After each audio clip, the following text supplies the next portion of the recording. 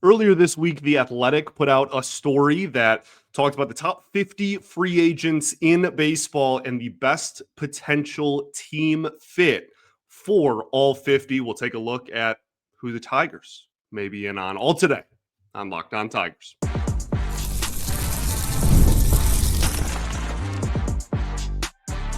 You are Locked On Tigers, your daily Detroit Tigers podcast. Part of the Locked On Podcast Network, your team every day. What is up, everybody? Welcome back to another edition of Locked On Tigers. I'm, of course, your host, Scott Bentley. Today is Thursday, October 30th, 2025. Thank you so much for making Locked On Tigers your first listen every single day. We are free and available wherever you get your podcasts, including YouTube, part of the Locked On Podcast Network, your team every day. Today's episode is brought to you by FanDuel. Right now, new customers can bet just $5, and if your bet wins, you'll get $300 in bonus bets to use across the app. So download the app today. Welcome in, everyone. Happy Thursday. Today, we are going to talk about the mega article that Jim Bowden of The Athletic comes out with every single year. Now, we've already referenced Jim 2, maybe 3 times already. This offseason, Tigers offseason, I guess the World Series isn't even over yet at the time of this recording. And I'm sure we will bring his reporting and stories up much more just because he's kind of in tune with a lot of teams and does big articles and big pieces, on all teams are included, right? So every year he ranks the top 50 free agents in baseball, and then also talks about what the best fit team-wise are for said free agents. And so today we're obviously going to focus on the Tigers and who in this list of 50 free agents, Bowden has highlighted as a best potential fit for Detroit. I don't know if this actually means anything. I would lean toward it doesn't. I want to preface this conversation with that. This is just one guy's opinion of potential fit, okay? And when we have these conversations and I bring up names, I'll even talk about, I think this one might have legs to it, or I don't see this happening in a million years, which there are a couple that I think fall under that category. I think the biggest thing that jumped out at me, speaking in general, before we get into specific players, is that the Tigers were listed on a lot of free agents as a potential fit or best possible fit. A lot. And again, this is one person's opinion, but I think that Bowden's thoughts reflect a lot of the national media. And that is that they look at the Tigers and they see one of the, or just starting a bullet point list, one of the richest owners in the sport, a young team that also is not just young and that's it. They are young and have made the playoffs 2 years in a row and are potentially about to enter a season in which it is the final year of having the best pitcher on the planet on the roster. On paper, all of those things together should indicate a team that is going to be aggressive in free agency, or even if you don't want to, you don't like a single free agent, okay, well then on the trade market, it indicates that that type of team with all of those things going for it, in theory, should be aggressive in the offseason when it comes to adding talent and trying to get over the hump. We'll start with some familiar faces because there's always going to be some of those. Gleyber Torres, the Tigers listed as a good fit for him. Jack Flaherty, same thing. Kyle Finnegan, same thing. Okay. These guys I all think were productive enough where in a vacuum, if any of them came back for obviously a ridiculously egregious contract, I think people would be fine with it. And I think I'd probably be fine with it. I also don't think there's really any chance they bring back all three. That just would teeter way too close on let's run back the exact same roster and hope for a different result for my liking. And Not that the front office necessarily cares about that. They certainly don't care about my opinion, but not that the front office, cares about necessarily what percentage of the roster returns or anything. But I think that Finnegan may return, and that if he's the only one of those three that comes back, I'm fine with that. Again, if Flaherty does opt in or Glaber does come back on a cheap deal, I'm not going to be upset.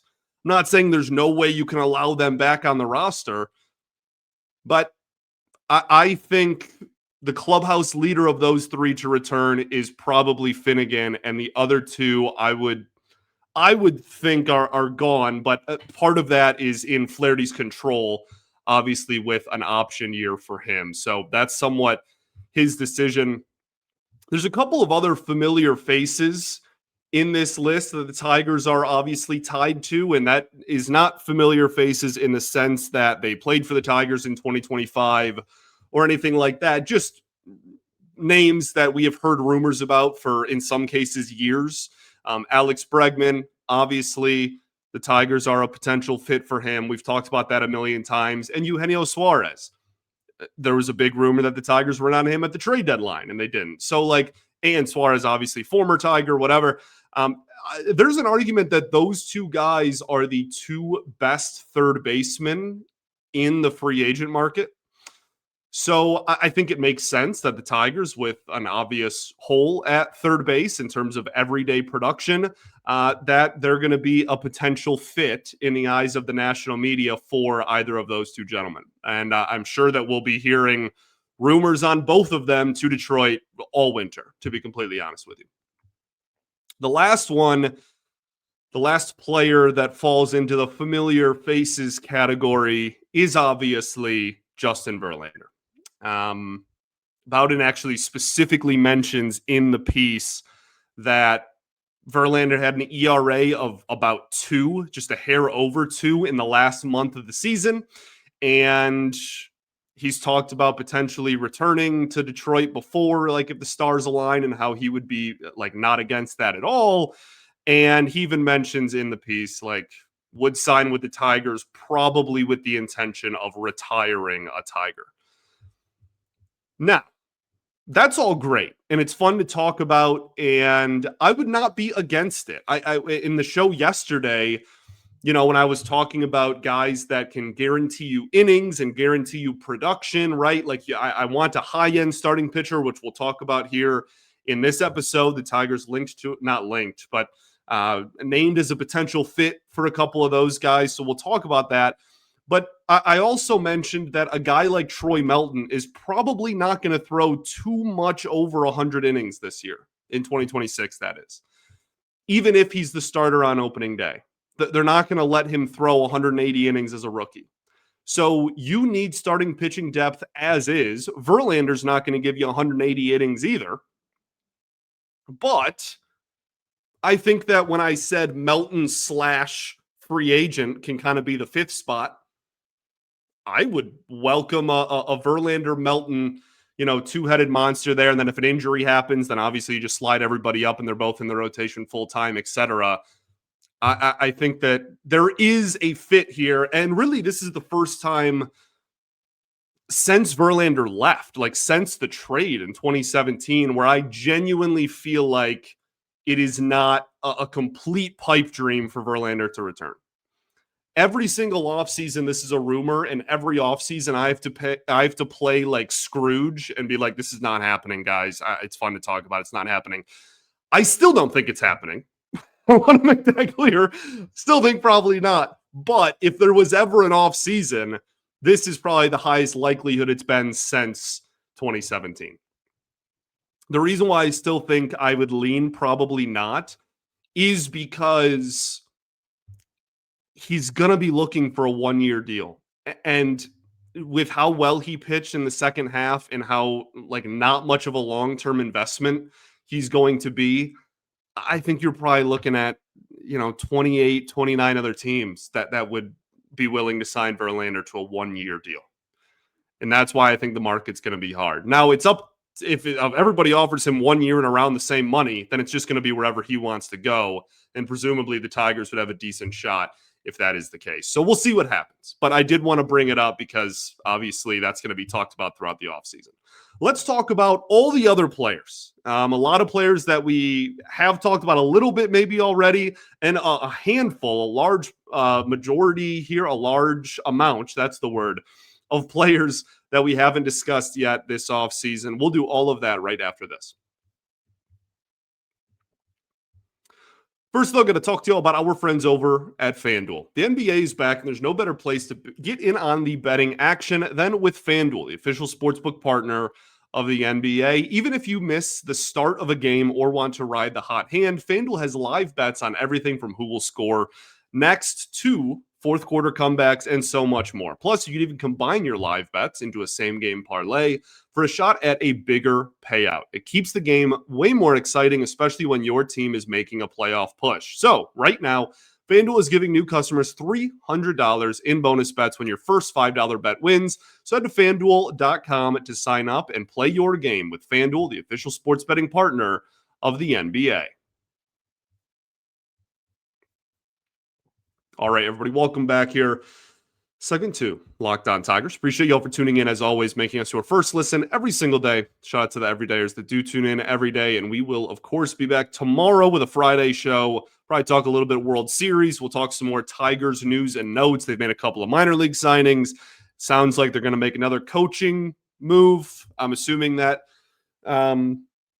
we'll be there'll be articles and stuff about that by the time you listen to this. So we'll talk about all of that and more on tomorrow's show. Today, we talk about The Athletic and Jim Bowden's story earlier this week in regards to who are, I really struggle with wording this. I don't know why. Potential fits for the Detroit Tigers when it comes to the MLB free agent class this winter. A couple of players that we've talked about already and that I've kind of brought up in previous episodes over the last couple of weeks. One is Devin Williams. Now, the interesting part about his breakdown here is that he's projecting Williams to take more of a one-year deal, which I can totally see. And that didn't really cross my mind when we talked about it earlier this week. He had the worst year of his career this year, and he is an elite, like borderline unhittable pitcher at his best. He's not that old, only 30, 31 years old. So all the swing and miss is still there. His ERA was just high because he gave up a lot of homers and a lot of, hard contact. So my point being, if he is to sign a shorter term deal, if anything, that makes the Tigers even more legitimate players in that mix, because I have a hard time believing they're going to sign a reliever to, $15 million a year for 3 or 4 years. That doesn't seem like something that this front office would be very keen on. So I think that the shorter the deal, the more, I don't want to say the more likely, but the more you may hear about, rumors of the Tigers being interested. So we'll keep an eye on that. I would love that move, genuinely. I think that that is kind of right up the alley of now. Devin Williams is right up the alley for the Tigers bullpen. 29 other teams, I'm sure, I'm just saying the same thing. So we'll see what happens. But I think that would be a good fit. And I really don't care about this year at all. I would take that in a heartbeat. Bo Bichette, somebody else we've talked about earlier in the week and earlier in the offseason. Would help the Tigers a lot, certainly. I just don't think it's going to happen. As I said earlier, I don't think that the Tigers are going to invest a ton of money into shortstop, given the fact that presumably they still have money tied up long-term over the next few years still in Javi Baez. And I don't think they have any intention of parting ways with Javi after the season that he had. So I would love a shortstop upgrade. I think that they're in for a rude awakening if they just go in next year with McKinstry and Baez. But I don't anticipate them to make a shortstop upgrade. Let's get into some pitching. There's some really interesting names on the starting pitching market. One is Ranger Suarez. Bowden projects a 6-year, $164 million deal. He's 30 years old, and that would be about $27 million a year. I would love this because of what we talked about yesterday, right? It's very in line with that. This offseason is the perfect opportunity to kind of splurge a little bit on a high-end starting pitcher And Suarez is that. He's been one of the better left-handed starters in baseball over the last 2 calendar years. Again, another lefty you can throw. They really only have Skubal and Holton is like their entire left-handed catalog in terms of pitchers currently. So you add a little bit to that. And no matter what happens with Skubal, you have a trustworthy guy who's given innings and been really productive that you can put at the top end of the rotation going forward. And for 1 year, you have both of them. So I don't know. I think that the Tigers could certainly do a lot worse, and I think that would be a great use of resources. And there's a few guys that fall into this umbrella. Dylan Cease is another one. Also only 30 years old. Kind of an identical conversation, except he's a right-handed pitcher. He took a little bit of a step back this year in terms of his strikeout and whiff numbers, but it is still a really high-end pitcher. Yeah, I don't know. Like, to each their own, whether you think he's, a bona fide ace on a World Series contender, maybe not. Certainly now when compared to the likes of guys like Skubal. But I think he would be a darn good number 2 and would give you at least, again, something going forward if you are going to be without Tarek. Michael King, I think, is one of the most fascinating free agent conversations of the entire offseason. I know that sounds kind of dramatic.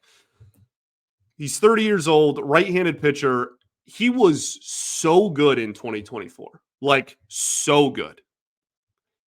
And then barely pitched in 2025, was injured for almost all of the season.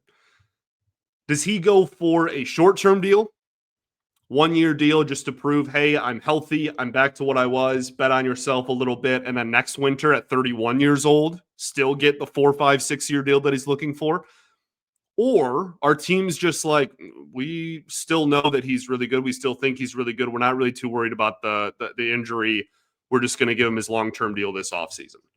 If it's the former, I think the Tigers could be in play there as well. That just kind of feels right up their alley of like a injured reclamation project and has the potential to still be really good. That feels like something the Tigers have been doing the last couple of off seasons. Speaking of reclamation projects, Zach Gallen kind of falls into that as well. Not necessarily because of injury, just his is more production. Only 30 years old, and yet the last 2 years he's taken pretty large steps back. This guy was a premier pitcher, I would argue, in the National League, in the 2022-2023 seasons. So maybe if you think there's adjustments that can be made and you can get him for middle rotation arm money instead of high-end rotation arm money, like he's still young enough where you could probably consider that. But he's an interesting one. And by the way, this is not me just listing names. Again, these are all players that this article specifically stated that the Tigers would be a good fit for. Okay, I want to reiterate that. I'm not just like randomly saying, free agents that pop into my head here. Another one when kind of sticking with pitchers but turning to the bullpen, Robert Suarez, righty, is one of the premier relievers in this free agent class. Edwin Diaz obviously is going to be highly sought after if he makes it to the open market. But Robert Suarez is going to be in that conversation as well. And the Tigers could use all the free agent reliever help that they can get. As I said yesterday, if they overturned half the bullpen, I would be pleased. Like I would have zero issue with that. So works for me. Let's keep the ball rolling here. There's one that the more that I stare at his name, the more I just think this is going to happen. And I think it might upset some people. So we'll talk about that right after this. First, though, got to talk to you about our friends over at Prize Picks. This episode is brought to you by Prize Picks. You and I make decisions every day, but on Prize Picks, being right can get you paid. So don't miss any of the excitement of this sports season. Whether you're following NFL, NBA, or both, there's no better time to get in on the action. If you haven't tried it yet, Prize Picks is the simplest way to play. Just pick more or less on at least 2 player stats. And if you get them right, you win. It takes less than 60 seconds to make your lineup, and you can play anywhere PrizePicks operates, including California, Texas, and Georgia. There's so many fun ways to play, so download the PrizePicks app today and use code LOCKEDONMLB to get $50 in lineups after you play your first $5 lineup. That's code LOCKEDONMLB for $50 in lineups after your first $5 lineup. PrizePicks, it's good to be right. All right, everybody, welcome back here. Third and final segment, Locked On Tigers. Appreciate y'all for tuning in, as always. Keeping the ball rolling here, talking about some players that Jim Bowden thinks the Tigers will be a good fit for. Here's one that, as I said before the break, just reeks of Detroit Tigers and Scott Harris. And I'm planting my flag right now that this is going to happen. Okay, so when it happens, just remember this conversation. Okay, I will post this clip on social media from this episode and be like, wow, see, this was so painfully obviously going to happen. Chris Bassett is just such a Tiger. He's such a Tiger. He's 36, right-handed pitcher. Short-term deal would be what he's looking for. A veteran that has consistently been a middle or back end of the rotation guy for like a decade at this point. Has thrown a lot of innings, right? You know that he hasn't had very many injuries over the years. He doesn't walk a ton of guys, doesn't strike out a ton of guys, but doesn't walk a ton. And just like reeks of you're the Tigers' fourth rotation guy going into 2026. I'm like, it's concerning how confident I am in this. And if he signs somewhere else, then obviously we'll revisit this conversation probably anyways at this point because I am making such a big deal out of it. But this is just so right up the Tigers' alley. We'll keep an eye on Chris Bassett. Tyler Rogers, another player mentioned in this piece as a fit for the Tigers. Sub 2 ERA this year, like a 1.9, 1.95. He's 35 years old, a pure reliever, obviously. He's the Rogers brother that throws very unique, is the way to put it. He throws like 83 miles an hour because he's a submariner. Does not get any swing and miss. Literally none. Does not strike anybody out, but has like a long career of sub 3 ERA out of the bullpen despite all that. Like, it works for him. And he just is the CEO of, soft contact because it's such a weird, unique angle that nobody else in the league is throwing at, or no hitter is preparing to see a baseball in from that low release point. So, I wouldn't be opposed. He's a righty. Obviously does really well against righties because of that. But actually, Bowden mentions in the piece, over the last few years has been really solid against lefties too. So we'll see what happens. I would imagine he has a pretty decent market, to be honest with you. So I'm not sure how the Tigers are going to fare in that. But again, any relief help they want, I'm kind of down for, even though, please give me somebody that can get some swing and miss too at the same time. Speaking of that, Raisel Iglesias, 35 years old, which is insane to say out loud. I remember when Raisel Iglesias was first coming up from the minor leagues and was like the flame-throwing starter with a ton of hype and like all this, and now he's a 35-year-old, solid reliever. It's just, time flies, man. But he's been a pretty consistent, well above average whiff and strikeout guy out of the back end of bullpens for years. Had a really good year with the Angels a few years ago. Has been solid with the Braves. Maybe he's starting to decline a little bit. The fastball is losing a little bit of life, but still, 95, 96, and well above league average, like I said, in strikeout and whiffs. So maybe a cheaper kind of back end bullpen option there. Brad Keller, an interesting one, righty, 30 years old, had an incredible season this year. Has just continued to try to be a starter for most of his career. He got an ERA over 4, just hasn't really worked. Moves to the bullpen full time this year for the Cubs and dominates. A lot of swing and miss, very high velocity, a lot of ground balls as well. He had an amazing season, and at only 30 years old, I'd imagine he's going to have a pretty decent market as well. Ryan Helsley, I know some people maybe that watch some New York baseball maybe roll their eyes at that, but he struggled this year. That's pretty much impossible to avoid or ignore.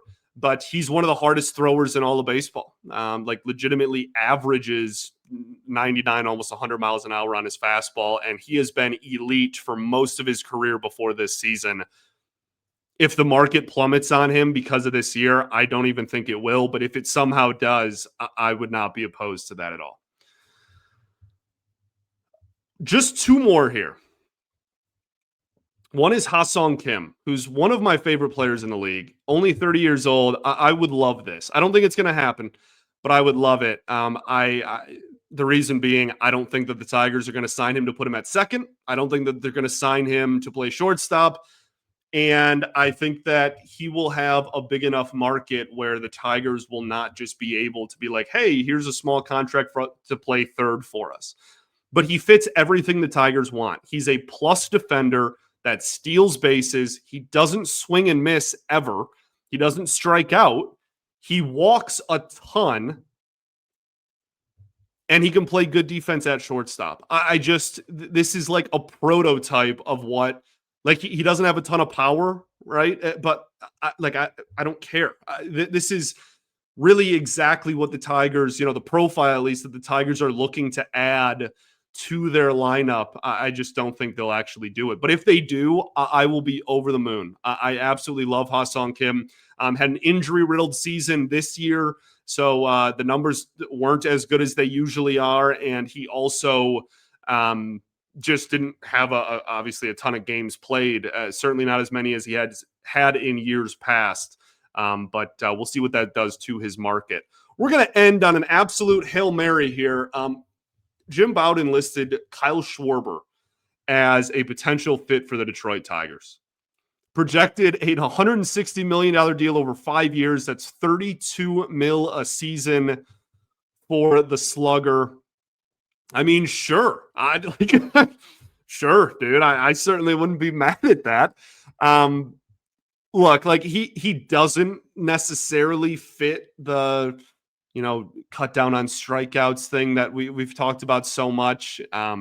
He strikes out a lot and he swings and misses a lot. Like in, bottom 10 percentile in baseball pretty much year in and year out in those two statistics. That being said, I do not care. Like if Kyle Schwarber, his talent and his production transcends that. Now that doesn't mean just like sign him and don't get anybody else. That'd be the only addition. But like he had 56 home runs and an OPS over 920 this year. He had one of the highest walk rates literally in all of baseball. And an OPS with runners in scoring position over 1,000. Okay? I understand he strikes out a lot. He is an elite bat, a premier hitter. So if that is actually on the table, I don't care about the strikeouts, swings, and misses. You do it and you don't look back. That being said, I do not think this happens in any way, shape, or form. And I think it's honestly kind of ridiculous that the Tigers were even listed as like a potential fit or suitor for him. I do not see that happening in a million years. Thanks for making Locked On Tigers your first listen every single day. Shout out to the everydayers that do tune in every day. We will, of course, be back tomorrow as we continue our off-season conversations, talking about some Tigers news and notes and some World Series news and notes. I appreciate you all so much for tuning in, even throughout the off-season here, especially. I mean, this is like the dry part of the offseason, right? The calm before the storm. So go read Bowden's article over at The Athletic. It's always a great read. One of the biggest stories every single offseason because it's, frequent annual, top 50 prospects and everything. Really good read. You'll see all the other big prospects in there. You'll see all the other, teams attached to what names, etc. It's a great read. Go support The Athletic and him as always. Peace and love. Going to therapy's dope. And I'll catch you all tomorrow, baby. Go Tigers.